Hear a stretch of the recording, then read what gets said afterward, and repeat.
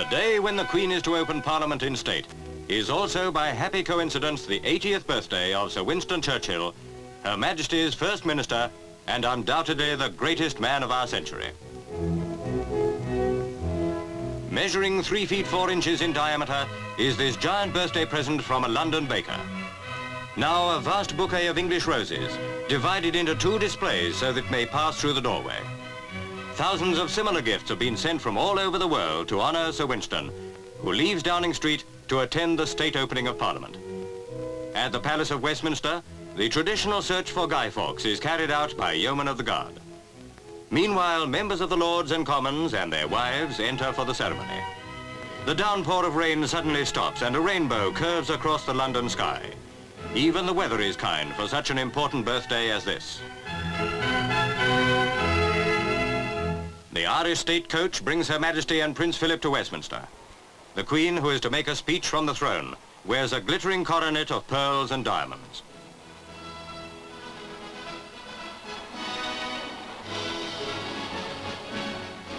Outside the House of Lords, the Sovereign's escort of household cavalry lines up, as, accompanied by her husband, the Queen enters to deliver her address and to seek God's blessing upon the Council of her Ministers. At noon, the scene changes to Westminster Hall, where drum beats, sounding the victory signal, herald the entrance of Sir Winston.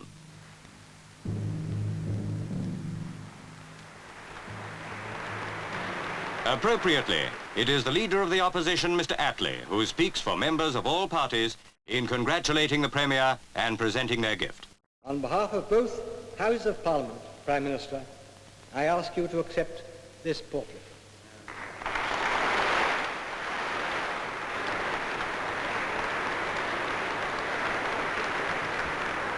The portrait is the work of Graham Sutherland, one of the most famous and controversial painters of our time. Doubtless, Sir Winston has very decided views about the portrait, for of course he is a skilled painter himself. Now the Premier is to receive another birthday gift. The father of the house, Mr Grenfell, presents a book signed by all but a handful of members of the House of Commons. It is their personal tribute to the man who has guided the destinies of our nation with such vigour and courage through some of the grimmest hours of our history. Now Sir Winston, described by Mr Attlee as the last of the great orators who can touch the heights, thanks his fellow members.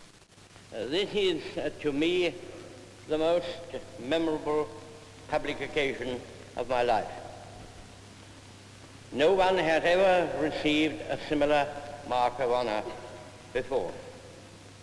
There has not been anything like it in British history, and indeed I doubt whether any of the modern democracies abroad has shown such a degree of kindness and generosity to a party politician who has not yet retired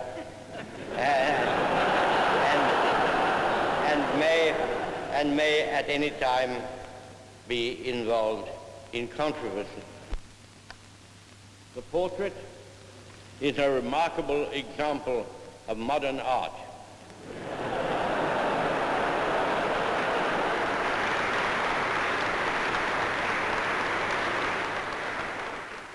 Ladies and gentlemen, I am now nearing the end of my journey. I hope I still have some services to render. However that may be, and whatever may befall, I am sure I shall never forget the emotions of this day or be able fully to express my gratitude to those colleagues and companions with whom I have lived my life for this wonderful honor they have done me.